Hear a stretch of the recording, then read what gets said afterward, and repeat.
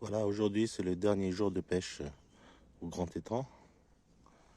C'est le dernier jour de pêche au Grand Étang d'Aubigny. Comme c'est un étang de première catégorie, il va fermer ce dimanche 18 septembre 2022. Et il faudra attendre jusqu'à l'ouverture en mars 2023. Donc je suis venu faire un petit coup du matin, il est 10h30. Je vais pêcher jusqu'à midi, 1 heure de pêche.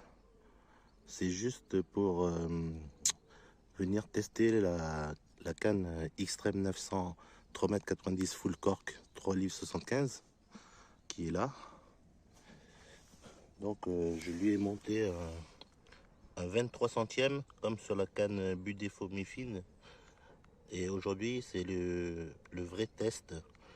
Je vais essayer de rivaliser avec la Budefo mi-fine, mais ça va pas être facile du tout parce que la Budefo mi-fine a fait vraiment très fort. Donc aujourd'hui c'est un test décisif. C'est une canne de 13 pieds 3,90 m qui est assez lourde et assez encombrante. Donc je ne sais même pas si elle va pouvoir battre la Budefo mi-fine. Mais on va voir ce que ça va donner. Et aujourd'hui j'ai pas de chance parce que il n'y a pas de vent du tout. C'est très bien pour lancer, mais le problème c'est que là où je lance d'habitude là-bas, de l'autre côté de la rive là-bas, aujourd'hui il y a des pêcheurs. Donc il y a des pêcheurs qui pêchent au cou et ils pêchent exactement là où j'ai fait mes tests de lancer. Donc non seulement je vais les déranger en faisant des lancers, mais en même temps je peux plus lancer là où je lance d'habitude, donc j'ai plus aucun repère. J'aime bien viser la bordure en face là-bas parce que ça me permet d'avoir un objectif. Et si je lance en pleine eau, ben, j'ai aucun objectif. Donc c'est vraiment dommage qu'aujourd'hui il y a des gens qui pêchent là-bas et moi je peux plus me servir de l'autre bordure comme cible. Comme ça me permet de lancer beaucoup plus loin que de lancer n'importe où en plein étang. Donc je vais voir si je vais pouvoir faire quelques lancers tout à l'heure.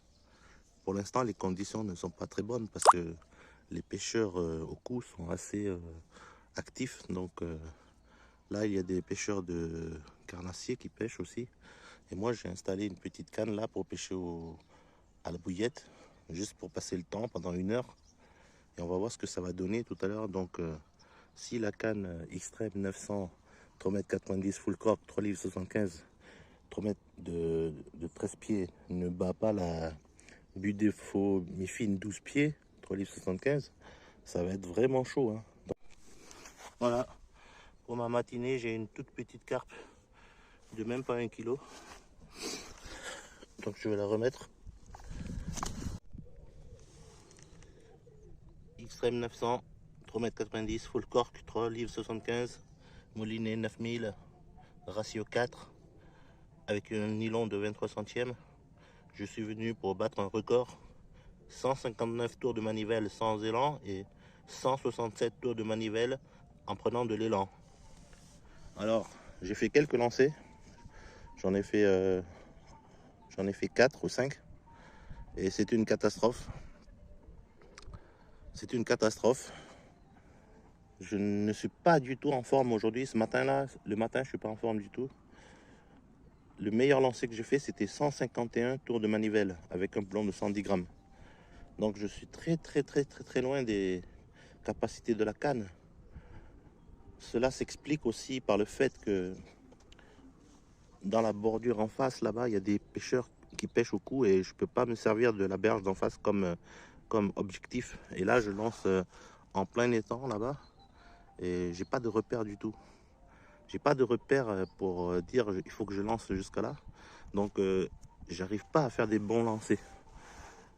J'ai fait 151, celui d'avant j'ai fait dans les 140. Et j'avais fait aussi le premier lancer pour mouiller, j'avais fait que 90 tours.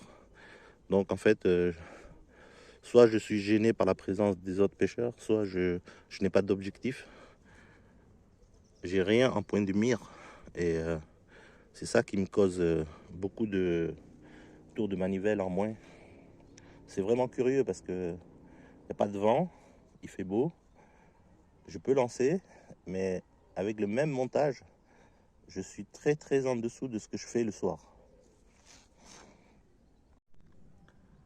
Voilà, il est 11h45 et comme je n'ai pas pu faire des lancers comme je voulais, j'ai installé ma canne ici, la Xtreme 900 3,90 m full cork 3,75 livres. Je l'ai mis ici. J'ai mis une bouillette et j'ai fait un lancer en plein étang là-bas. Et pourquoi j'ai fait ça? C'est simplement parce que les gens qui pêchent là-bas, là, au coup là, ils sont en train de ranger. Les gens là, ils sont en train de ranger, donc ils vont bientôt partir. Il y en a un qui est déjà parti, il reste plus que celui de droite. Il est en train de ranger aussi. Donc quand ils vont finir de ranger, ils vont partir avant midi. Moi, ça va me laisser l'opportunité de lancer direction la berge pour avoir une cible. Comme ça, je sais exactement à combien je lance. Voilà. J'espère qu'ils vont partir vite. Comme ça, je vais pouvoir faire quelques lancers avant de rentrer vers midi, midi 30.